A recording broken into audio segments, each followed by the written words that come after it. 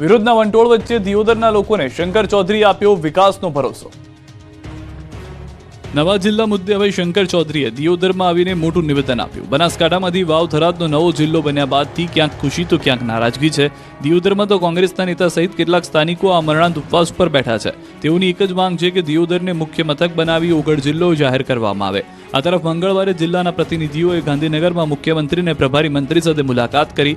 ધાનેરા, કાંકરેજ અને દિયોદરના પ્રતિનિધિઓ પોતપોતાના મુદ્દા રજૂ કર્યા। આ તમામની વચ્ચે હવે શંકર ચૌધરીએ દિયોદરના ભીસાણા ગામે સામાજિક કાર્યક્રમમાં લોકોને સંબોધિત કરતા પોતાના પર ભરોસો રાખવાની અપીલ કરી। સાથે જ દાવો કર્યો કે જે વાવ થરાદ જિલ્લાને દેશનો સર્વશ્રેષ્ઠ જિલ્લો બનાવીશું।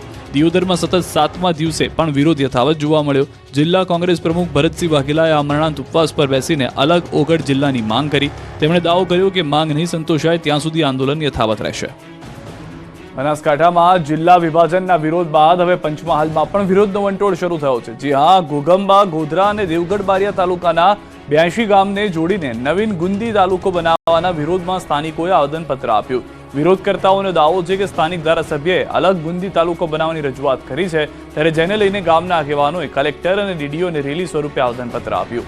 ગુંદી છેવાડાનું ગામ હોવાથી દામાવાવ, રીછવાણી કે સિમલિયાને તાલુકા મથકનો દરજ્જો આપવાની ઉગ્ર માંગણી રજૂ કરાઈ છે। રજૂઆતકર્તાઓએ ગુંદી તાલુકામાં જોડાવાનો સ્પષ્ટ ઇનકાર કરી હાલના ઘોઘંબા તાલુકામાં જ પોતાના ગામોને રાખવામાં આવે તેવી માંગ કરાઈ છે। બોટાદ, ગીર સોમનાથમાં બાઇક ચોરો બેફામ થયા છે।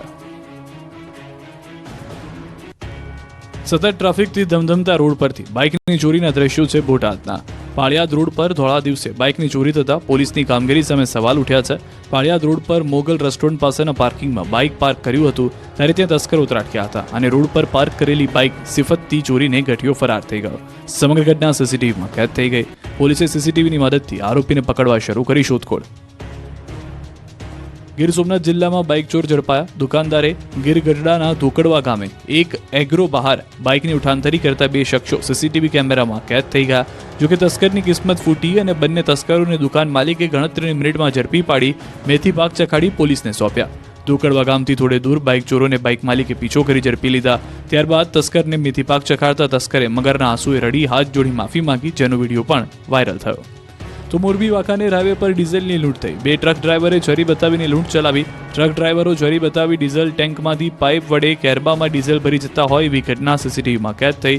સફેદ કલરની સ્કોર્પિયો ગાડીમાં આવેલા 3 અજાણ્યા શખ્સો વિરુદ્ધ ગુનો નોંધાયો।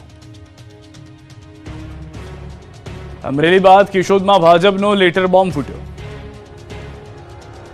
અમરેલી બાદ હવે જૂનાગઢના કેશોદમાં પણ બોગસ લેટર કાંડનો મામલો સામે